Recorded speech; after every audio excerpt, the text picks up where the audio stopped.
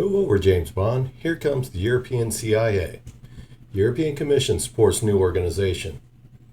How does one get to see a modern-day Leviathan? One only needs to travel to Brussels or Strasbourg and see the European Union in action. The European Union, the EU, came into being on November 1st, 1993, when the Maastricht Treaty went into effect shortly after the end of the Cold War. The goal of the European integration was to create European citizenship, strengthen the European Parliament, establish a shared currency, and implement common foreign and security policies. In 2012, when the European Union received the Nobel Prize for, quote, transforming Europe from a continent of war to a continent of peace, end quote, Europe itself expressed its congratulations. As it is often the case with powerful bureaucracies, the EU has expanded its influence into nearly every aspect of European business and life. In pursuit of that relentless need to expand power, European Commission President Ursula von der Leyen requested a review of the intelligence readiness of the EU in March 2024, and assigned former Finnish Prime Minister Sauli Niinistö to lead the review. At the end of October, Mr. Niinistö report became public, recommending that the EU expand its intelligence collection, a decision that surprised no one. People half-jokingly refer to the recommendation as a proposal to establish a European Union version of the U.S. CIA. Although the report is not legally binding, President von der Leyen accepted the recommendation in a public statement, which was not surprising given that the overall predeterministic nature of the review's assignment.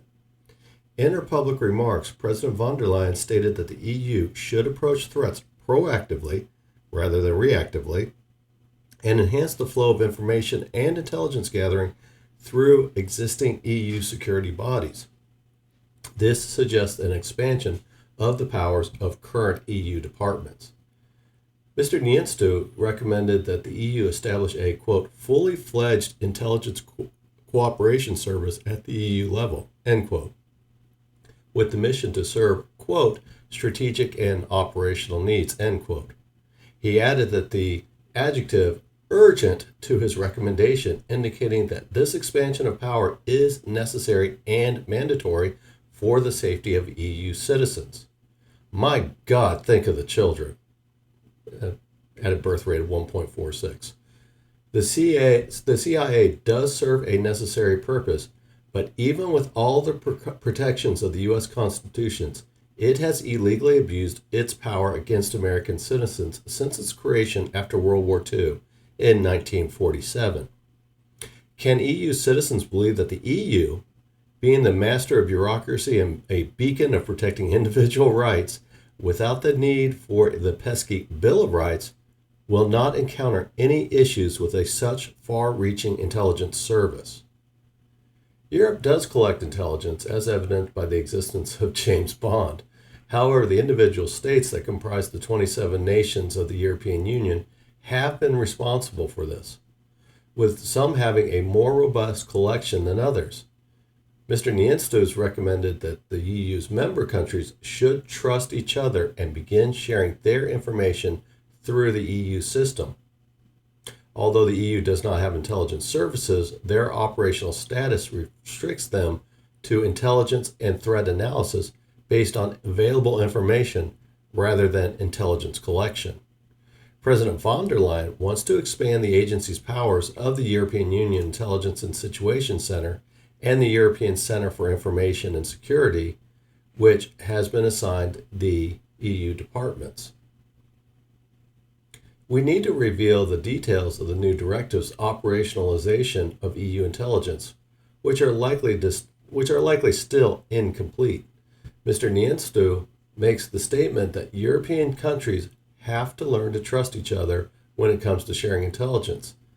This suggests that the initial strategy involves European countries collecting information and disseminating it to the broader EU intelligence services audience. The question is whether the arrangement will involve EU country intelligence service pushing information about what they wish to share with the EU, or if it will be a pool arrangement where they have to access the EU, have to access intelligence collected from their member states and pull it in what they want to review?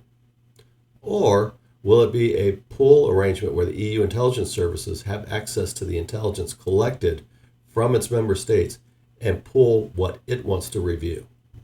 Mr. Nienstu's intent is most likely a pull arrangement. There are still questions about whether the EU can order its member states' intelligence apparatuses to collect intelligence on behalf of the EU. The question pertaining to push and pull and tasking serve interim measures with the aim of gaining more control over intelligence agencies, establishing an independent intelligence service that eventually surpasses or eventually replaces state intelligence services could achieve that. Alternatively, it could establish a structure similar to the U.S., where the 19 U.S. intelligence services fall under the U.S. intelligence community led by the Office of the Director of National Intelligence. Any of these options or variations would require the support of the member states. The question remains unanswered. Why does the EU gather intelligence? Cyber warfare, industrial espionage, or possibly terrorism? These would be legitimate intelligence operations that could potentially impact the EU. However, much of intelligence collection is based on the military threat or the evaluation of the military capability of a potential adversary. The EU does not have a military, so what is the purpose of expansive collection networks similar to the CIA, the intelligence community, or the Russian FSB, the replacement of the Soviet KGB, as the EU does not have the military and would not have a need to collect intelligence concerning military operations and capabilities? Would the EU subordinate individual states' collection and dismantle and deprioritize military, air, and naval intelligence? Or does the EU intend to establish a military of its own that surpasses the military capabilities of the member states? This is not surprising given given the close collaboration between the intelligence services and the military establishment, both of which initially aimed to protect the state from external threats. The military establishment originally subordinated intelligence services to its needs, and this decision could serve as a foundation for the introduction of fully capable European military by delegating the task of intelligence collection to the EU. The EU could use this pressure tactic to convince individual states to transfer their military capabilities to the EU, given that their militaries currently lack access to EU military intelligence as a result of their integration. The militaries would need to reintegrate into the EU to regain access to military intelligence. This comes across as cynical, but it does support the idea of moving intelligence to the EU will eventually force another desired action on military integration. The idea of an EU intelligence apparatus does appear to have leadership support, but it is receiving opposition from parts of the EU. Czechia President Peter Fiala has expressed his opposition to intelligence integration, advocating for increased intelligence sharing among EU nations, and stating that further integration steps by the EU are unrealistic. Martin Dvorak, a EU minister for Czechia, concurs with the president of Czechia, stating that a common EU intelligence service is not high on the EU's agenda. His spokeswoman also noted that the idea has not gained traction in the past. If the plan does not get support from the individual nations, it is doubtful that it can be effectively implemented, even if the European Commission attempts to proceed without unanimous national support from the 27 countries.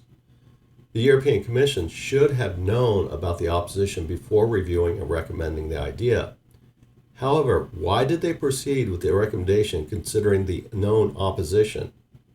Transparency is needed to understand the motives of the European Commission.